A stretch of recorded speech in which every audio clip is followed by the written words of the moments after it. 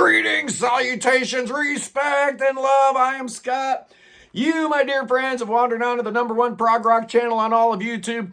It's the Prog Corner, according to me, and that's all that counts today. Oh yeah, boys and girls, I'm going to be going through, looking at the best prog rock albums of the year 2008. Seems appropriate, being that that was an election year.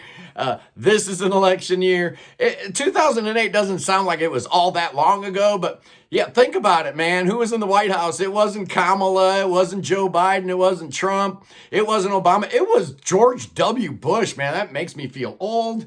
That's crazy. 2008, the releases that probably got the most ink. Guns N' Roses dropped Chinese Democracy, an album I actually don't hate. Coldplay dropped Viva La Vida, which was the Brian Eno produced album. Metallica, Death Magnetic. Kanye with 808s and Heartbreak. The Fleet Foxes' first album. Vampire Weekend's first album. Deer Hunter's Microcastle. Lots of great albums that came out in 2008. But I am going to be focusing on the prog rock albums. Yeah, you could make a case that Fleet Foxes might have deserved to be on there. But I'm going with prog rock albums, man. Not these folk indie people anyway. I'm doing a top 20 today. And at number 20, I'm going with DFA and their fourth album called Fourth. It was actually their third studio album. But like Chicago, they decided to count the live albums. This is Silvio Manella on guitar and Alberto Bonomi on keyboards. I forget the bass player and the drummer's name. They're real good too, but this is kind of like a jazz fusion band from Italy. Really solid. Check out that first track called Baltosaurus. Oh man, it's so good. It's awesome, and that's why it's on the list, primarily on the strength of that incredible track. The rest of the album's good too. At number 19, let's go to Japan. Let's talk about Asturias. Oh, I'm a big fan of Asturias. Yo is so good. All his records are great. He does stuff as electric Asturias. He does stuff as acoustic Asturias. And then he put out some records just as Asturias. And this is the first of them. It's called In Search of the Soul Trees. There's been three others since in 2015, Missing Piece of My Life, 2016, At the Edge of the World, and 2018, Across the Ridge to Heaven. All of them are great, but this one probably not as great as the other three. Not as much violin on here. The great Tay Senna's not part of the band yet. She would join the band later. But Asturias, man, if you don't know them, instrumental prog at the highest level. So cool, like a Japanese Kansas almost. Amazing, I love it. At number 18, let's go to Poland. And Mariusz Duda decided he was going to break free from Riverside and, do some solo stuff a la Steven Wilson. And what do we get? We get Lunatic Soul, their first album.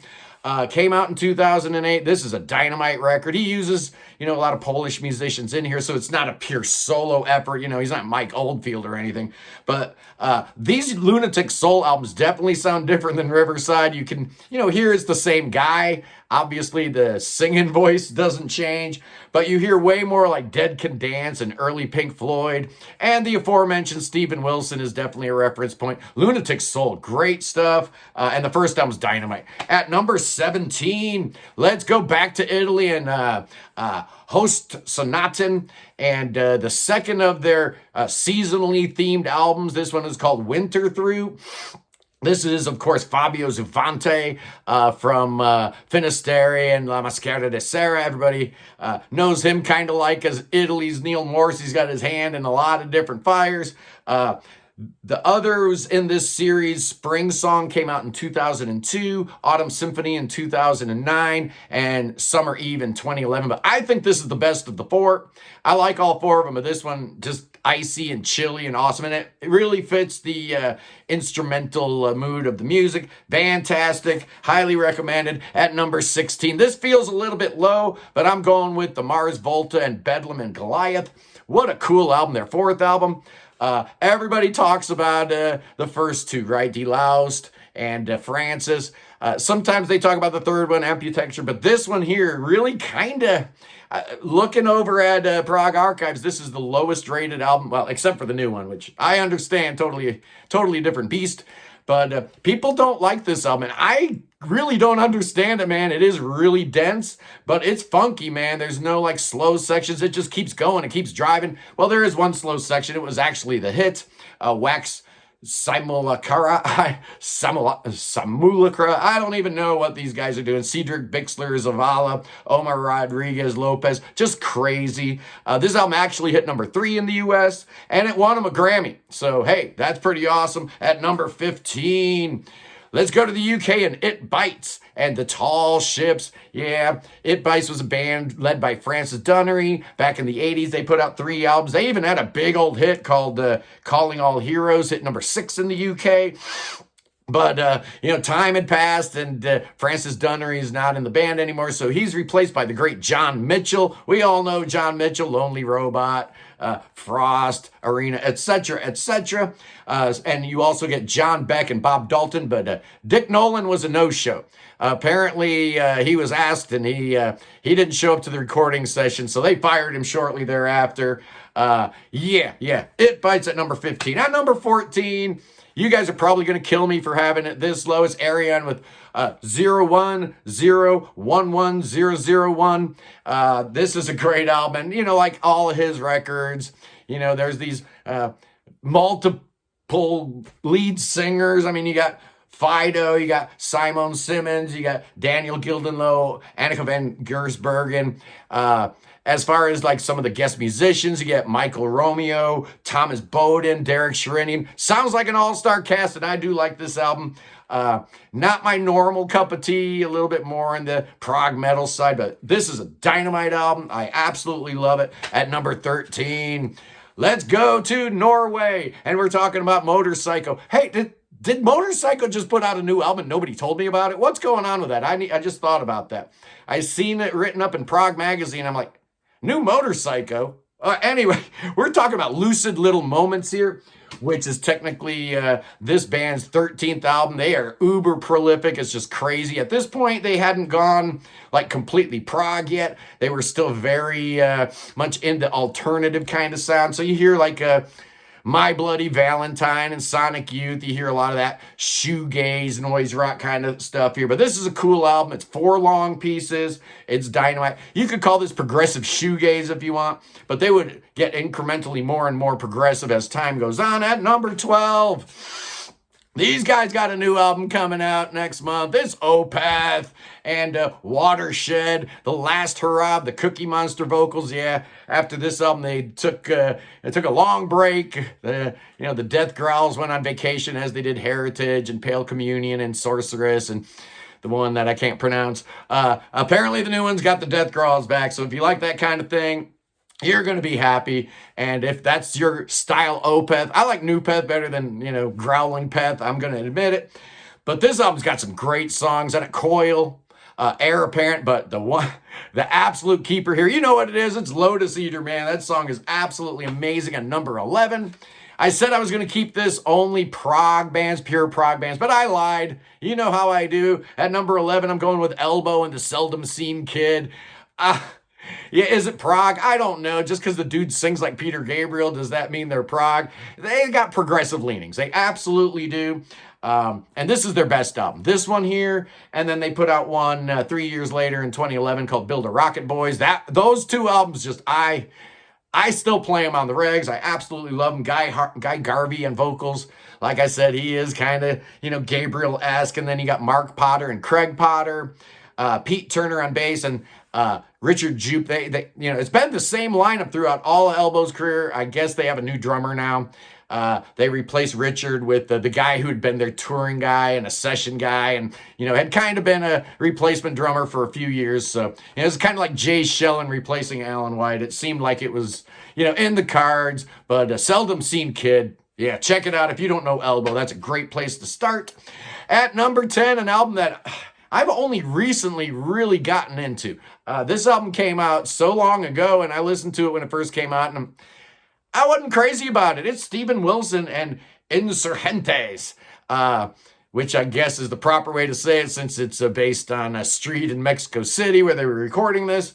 But, you know, if you're expecting Porcupine Tree sound and stuff here, you might as well look elsewhere because this sounds more to me like Joy Division. Well, these were the bands that Steven Wilson said he was listening to when putting this record together. He was talking about Killing Joke. He was talking about The Cure. He was talking about Flaming Lips, talking about Joy Division. And I'm okay with that. I love all those bands, man.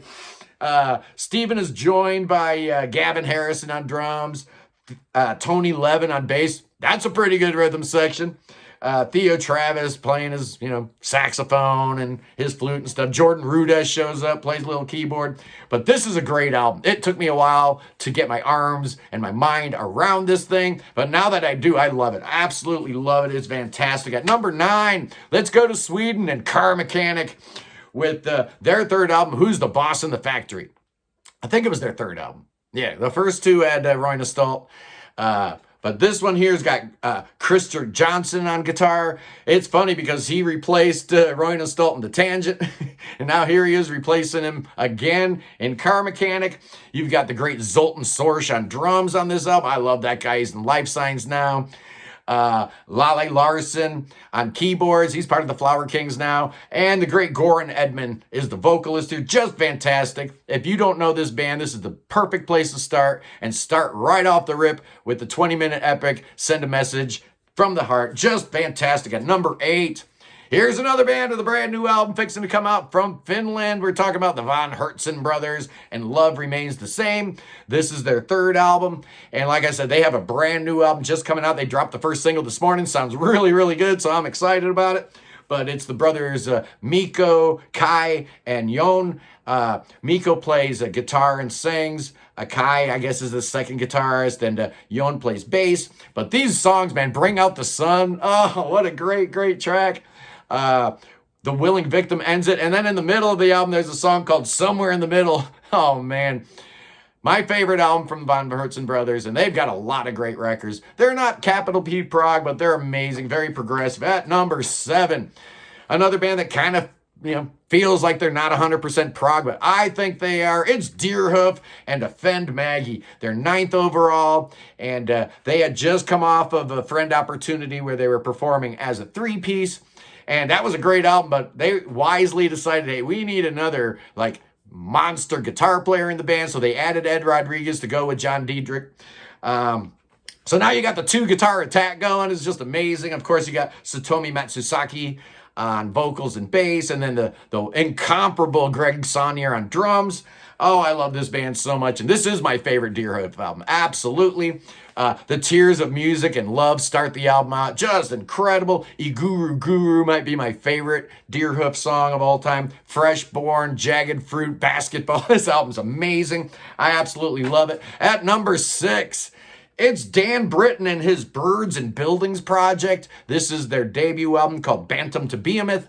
There would be a second album later on, but this is the best of the two. Now, who is this Dan Britton guy, you ask? Well, he's a cat that's been in some other bands. He was in a band called Deluge Grandeur, and he was in another band called Cerebus Effect. And actually, Birds and Buildings sounds like kind of an amalgamation of both of those bands, right? Because you have the weird, like, languid symphonic feels of Deluge Grandeur, and then the weirdness of Cerebus Effect. This album is very Zool-like.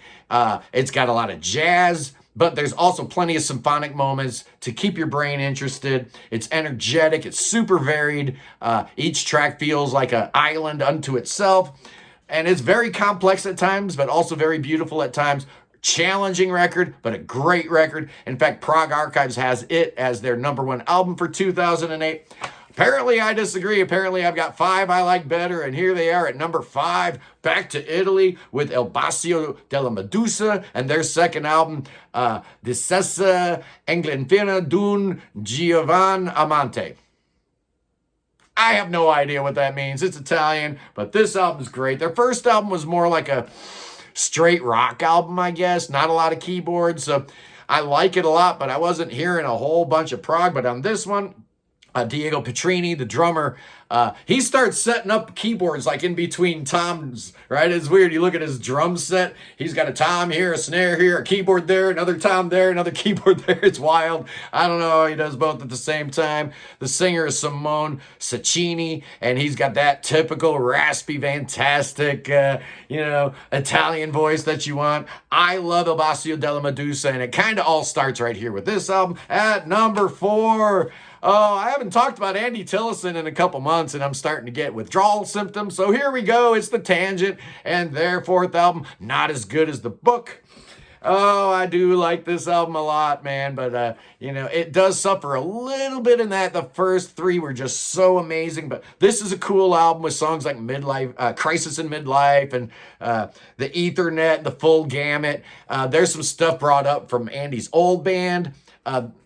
On this album, what was it? 4 Eyes, 2 Wars, or something like that. But on this album, you've got Andy and Guy Manning, who are the 2 main guys in the band, joined by Jaco Jaksik, who would later on join King Crimson, Theo Travis, whose name keeps getting mentioned. And how about this for a rhythm section? How about Jonas Reingold and Jamie Salazar? Oh, it doesn't get a whole lot better than that, boys and girls. Yeah, not as good as the book at number 4. At number 3, back to Sweden, boys and girls. Here we go with Beardfish, another band that's got a new album fixing to come out November 1st, actually, I believe, on Inside Out Music. I'm looking at Sleeping in Traffic Part 2. Sleeping in Traffic Part 1 was really, really good. That was their 3rd album. And then Part 2 comes out. It's their 4th album. And still, for my money, probably their best album. And a big, big part of that is that 35-minute title track that just absolutely dominates this album, goes through so many changes, shows you everything what this band's capable of doing. I love the fact that they have this weird, like, organic kind of prog where you can take a Zappa or a Gentle Giant kind of influence and wrap it in some Yes and Genesis. It's wild, but at the same time, it doesn't sound forced at all. If you know Beardfish, you know exactly what I'm talking about. At number 2, yeah, this is the one people are probably going to disagree with me about the most, but I don't care, man. I don't care. At number 2, I've got Neil Morris, Lifeline. Yes, I do. A lot of people don't like Lifeline, and I get it. It came on the heels of, well, you had Testimony, then you had One, then you had Question Mark, then you had Sola Scriptura. It's hard to live up to those records because all 4 of those are 10 out of 10 to me. Maybe this isn't quite a 10 out of 10. Maybe this is a 9.9. I absolutely love this album. It's not a concept album. It's just individual tracks, but you've got everything on here, man. You've got the little mini epics like the title track and Leviathan. You've got the full-blown epic in So Many Roads. And then you've got these really cool, shorter Christian, gospel-y tracks, faith songs, but they're all good, man. The Way Home, God's Love, Children of the Chosen, Fly High. All 4 of those are amazing. And then there's a couple bonus tracks. First one, Set the Kingdom, is kind of like an epic. But the one that's really cool is the little comedy track at the end of the bonus. It's I'm a heavy metal, long-haired, blue-bearded, tattooed Jew. I wonder who we're singing about there. Oh, yeah, that's Mike. Yeah, welcome back to Dream Theater, Mike. I've been watching some of the videos of that. You're looking and sounding great. And I don't care what anybody says. James LaBrie sounds fine. All right, leave him alone. Leave James LaBrie alone. And finally, yeah, the moment you've all been waiting for. What was the number 1 album of 2008 according to me? Well, I'm going with Moon, Safari, and Bloomeljude, or I have no idea how to pronounce it. I don't speak Swedish. All I know is that this album is amazing. They came out of the gates with a fantastic debut, The Doorway to Summer in 2005. I guess Thomas Bowden from the Flower Kings had discovered them and produced that first album. But then we come, 3 years later with an even better album. It's a longer album. We got 2 stone cold classic epics on here. Methuselah's Children, just absolutely incredible. The other half of the sky is like 31 and a half minutes long. But any album that starts with Constant Bloom, I mean, you get... Your mind is focused right from the very first minute when you hear those beautiful harmonies and you're like, oh my goodness gracious, who are these guys, man? And yeah, it's my favorite album of 2008. Not even close. I love Moon Safari. You guys know that. Quick shout out. I got a couple CDs in the mail, man. Neil Campbell sent me this. It's called The Smoky God. I don't know anything about him. but I will be putting this in my car. Yeah, it's going in the car right after. I wanted to show, that one. So thank you, Neil, for that. And then Johan Steensland sent me his new album called Crossfade. Yeah, that is Ed Unitsky artwork, so it's got my full and undivided attention. Again, I know nothing about it. Thank you, Johan. Thank you, Neil. And let me show this one right. There we go. Very cool. I'll give you my report after I, put them in my car and listen to them. It's been really hard because all I've been listening to lately is Jordy Greep and The Smile. So anyway, boys and girls, that's my wrap up of the top 20 Prog Rock albums of 2008. Don't forget to join me Sunday. Another all-star cast. We're going to be looking at the best prog rock guitar solos. And I've got with me the great Morgan from the Prog School. Man, check out his channel. If you think you're a good guitar player and can break down some stuff, man, check this cat out. He's incredible. And we're going to have him here Sunday. Oh, it's going to be an awesome show. Anyway, guys, I love you. Peace in the Middle East. Free Tibet. Free the Ukraine, free Willie, free your mind, and God save the king, save King Chucky. Oh, yeah, that boy could use your saving. Bring him to America. I say bring that boy to America right now where we got them good doctors, we got good doctrine, we got even better pastoring where we're going to take care of that boy with thoughts and prayers. Oh, yeah, spells and incantations, and then we're going to do it. Yeah, we are Billy Bob. Bust out them snakes. Oh, we're dancing with rattlesnakes. Oh, that's going to take care of it. These rattlesnakes can't get us because we got the armor of God on us. Jesus, protect me from the venomous rattlesnake. Oh, no, he's got me. Oh, but I'm going to be just fine because Jesus will always protect me. He'll always protect you. I love you guys. I'll see you. Peace.